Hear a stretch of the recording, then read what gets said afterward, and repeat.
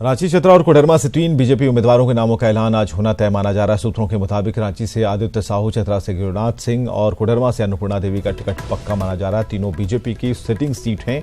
खराब सर्वे की रिपोर्ट की वजह से चतरा से सुनील सिंह और कोडरमा से रविंद्र राय का टिकट काटा जा रहा है और ऐसे में ताजा राजनीतिक समीकरणों को देखते हुए हाल में आरजेडी से बीजेपी में आए गिरिनाथ सिंह और अन्नपूर्णा देवी को पार्टी की ओर से उम्मीदवार बनाया जा रहा है।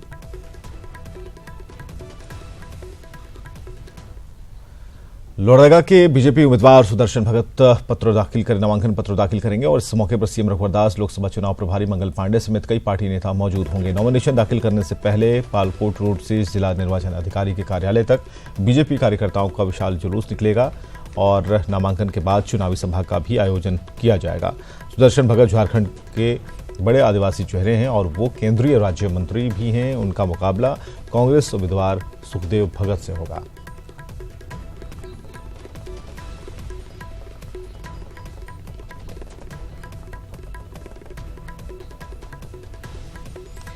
चलिए, रांची से राजेश है हमारे साथ, सीधे जुड़ते हैं उनसे। क्या हलचल है राजेश? देखिए, आज ये लगभग तय माना जा रहा है कि एक तो ऐसे ही विलंब हो गया है और 3 लोकसभा क्षेत्र के लिए जो भाजपा के प्रत्याशी के नाम की घोषणा होनी है, आज ये लगता है कि ये घोषणा हो जाएगी। और अब देखना होगा कि कौन कौन से नाम इसमें है। और जैसे कि आप बता रहे थे, कुछ नाम की ये तय माने जा रहे हैं, लेकिन देखिए राजनीति में संभावनाएं कभी खत्म नहीं होती और कब कौन क्लिक कर जाए ये कहना बड़ा मुश्किल होता है, और वो भी राष्ट्रीय दल में। क्योंकि राष्ट्रीय स्तर पर जो चुनाव समिति है उसको क्या रिपोर्ट है क्षेत्र के स्तर पे। देखिए, प्रदेश चुनाव समिति ने कब की अनुशंसाएं कर दी, जो भी उसके पास नाम थे कि इन्हें दिया जाना चाहिए, इनके नाम पे विचार किया जाना चाहिए। 2 से 3 नाम तक गए हैं। कुछ एक सीट पर तो सिंगल नाम थे, जैसे कि लोहरदगा हो या फिर चाईबासा हो, ये सब पर एक ही नाम गए थे। जमशेदपुर भी एक सीट है। लेकिन अब देखना यह है कि कई सोर्सेस हैं जो जैसे जैसे विलंब हो रहा है उसमें नाम जुड़ते जा रहे हैं, घटते जा रहे हैं। अभी भी रांची से जो नाम है, आदित्य साहू का नाम है, संजय सेठ का नाम है, ये दोनों नाम चल रहे हैं। नवीन जायसवाल के भी नाम की भी चर्चा है। इसके अलावा चतरा से देखें तो यहाँ पे एक नाम तेजी से उभरा है। राजेश, रविंद्र राय का नाम नहीं है, क्यों नहीं है? पार्टी के पास क्या इंफॉर्मेशन है? पार्टी ने भी सर्वे कराया है, सर्वे में क्या कुछ ऐसा पता चल गया कि रविंद्र राय के बारे में कि उन्हें साइडलाइन किया गया है? देखिए, पार्टी के पास अपने तंत्र है। इसके बाद इंटेलिजेंस आईबी की भी रिपोर्ट आती है। 5 बार सर्वे कराए गए हैं फेज वाइज। सभी 6 लोकसभा क्षेत्र में कौन कैसा काम कर रहा है, लोगों के बीच अपीयरेंस क्या है। रविंद्र राय के बारे में कहा जा रहा है कि जो उनकी रिपोर्ट कार्ड है वो ठीक नहीं रही। जो क्षेत्र में उनको सक्रियता दिखानी चाहिए थी, योजनाओं को क्रियान्वित करने में भागीदारी निभानी चाहिए थी, वो नहीं रही। लोगों से मिलना जुलना चाहिए, क्योंकि पार्टी की पूंजी होती है नेता और कार्यकर्ता जो स्थानीय स्तर पर रविंद्र राय फेल हो गया। हमारे साथ ओम प्रकाश भी हैं, सीधे उन तक पहुंच बनाते हैं। ओम प्रकाश, क्या खबर है?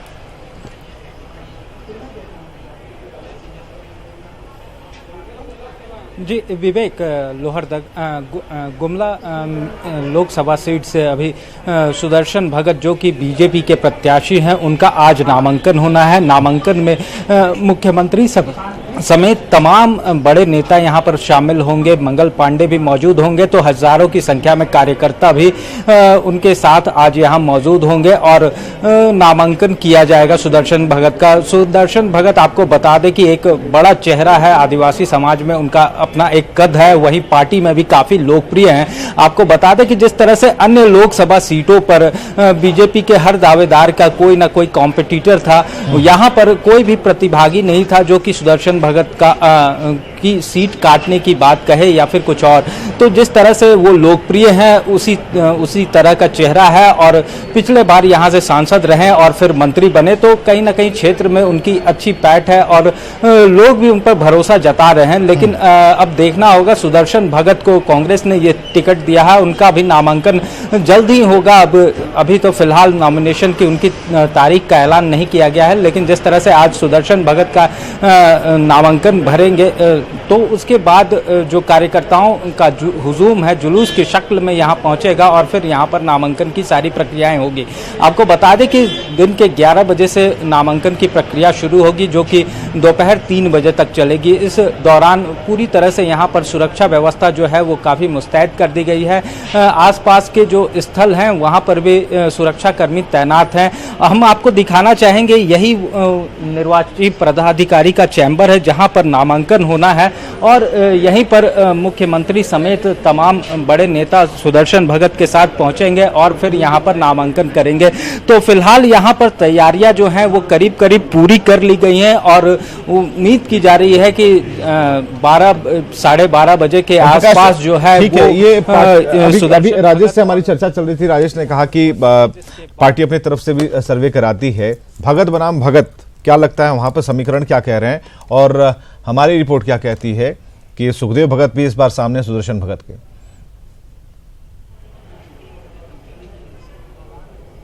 जी बता दें कि जो सुदर्शन भगत है उनके लिए भी ये लड़ाई आसान नहीं होगी, और क्योंकि दोनों कहीं ना कहीं आदिवासी बहुल के हैं और जिस तरह से पूर्व में जो CNT-SPT या फिर तमाम गतिविधियों को लेकर विरोधाभास हुआ था, उसे लेकर यहाँ पर इस बार मुकाबला आसान नहीं होगा। लेकिन बीजेपी अपनी तरफ से पूरी ताकत लगाएगी। वहीं पर सुखदेव भगत, जिन पर कांग्रेस ने अपना भरोसा दिखाया है और उन्हें टिकट दिया है, उन पर भी काफ़ी दारोमदार होगा। दोनों किस तरह से लोगों को अपनी ओर आकर्षित करते हैं और किस तरह से लोक लुभावन मुद्दों के जरिए लोगों के दिलों में अपनी पैठ जमाते हैं। काम का पैमाना कैसा रहा? सुदर्शन भगत को अगर जो माहौल है, सुदर्शन भगत को कोट करते हैं, काम का पैमाना कैसा है? ठीक है, रविंद्र राय के बारे में जिस तरीके से पार्टी ने पता करा लिया कि जो जनाधार है कहीं ना कहीं थोड़ा खिसक रहा है, इसलिए उन्हें हटाकर एक नए उम्मीदवार को डाला गया। हमें ये जरा बताइए कि यहाँ पर रिपोर्ट क्या कहती है सुदर्शन भगत के बारे में?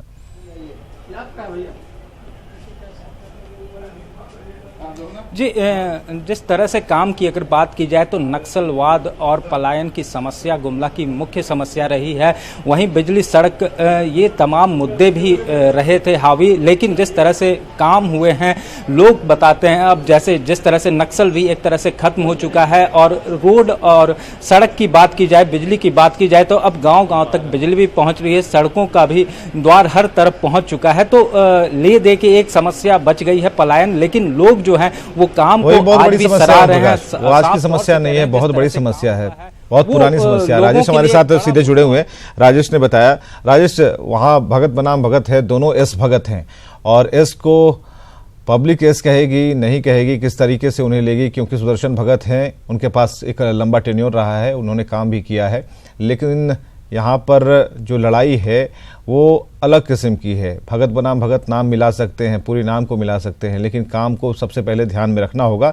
पलायन बहुत बड़ी समस्या थी जिस पर चर्चा चल रही थी। हमें जरा ये बताइए कि पार्टी रिपोर्ट और क्या कह रही है, पार्टी और किन किन के बारे में पूरा उनकी सीट निकाल कर रखे हुए है, और जो नए आरजेडी खेमे से जो दो चेहरे आए हैं, दोनों बड़े चेहरे हैं, आरजेडी के लिए बड़े चेहरे थे, लेकिन उन्हें लाया गया इसी शर्त पे, किस तरीके से इनके बारे में भी रणनीति बिछाई जा रही है? देखिए विवेक, मैं बता दूं कि सुदर्शन भगत का जहां तक सवाल है, सुदर्शन भगत के साथ कई पॉजिटिव पॉइंट्स हैं तो कुछ कमियां भी हैं। एक तो पॉजिटिव बात ये है कि ये अपने क्षेत्र में सक्रियता इनकी रहती है। जब भी वो दिल्ली से आते हैं तो वो अपने क्षेत्र में सक्रिय रहते हैं, क्षेत्र के लोगों से मिलते हैं। काम देखिए, योजनाओं के क्रियान्वयन में रुचि लेना ये बड़ी बात होती है, उसमें ये काम करते रहे हैं। पार्टी के जो नेता कार्यकर्ता है स्थानीय स्तर पर, उनसे मिलते जुलते रहे, ये उनकी पॉजिटिव बात रही है।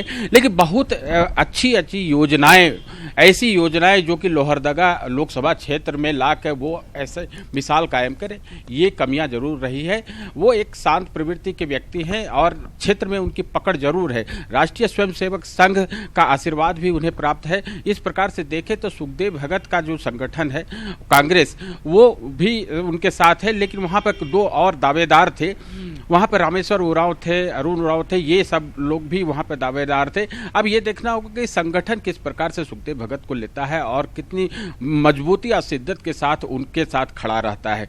वैसे देखें तो भाजपा का संगठन काफी मजबूत रहा है। ये पूरे प्रदेश की स्थिति है कि संगठन पर ज्यादा फोकस भाजपा का रहा है। चलिए, बहुत बहुत शुक्रिया हमसे बातचीत करने के लिए। भाजपा संगठन पर विशेष फोकस बीजेपी का रहता है और ऐसे में बीजेपी जिन उम्मीदवारों पर भरोसा कर रही है उसके बारे में पहले से भी बीजेपी पता कर रही है कि उनका जनाधार क्या है और अगर वो इलेक्शन में खड़े हो रहे हैं, उनको टिकट मिल रही है तो कितना अच्छा परफॉर्म कर पाएंगे।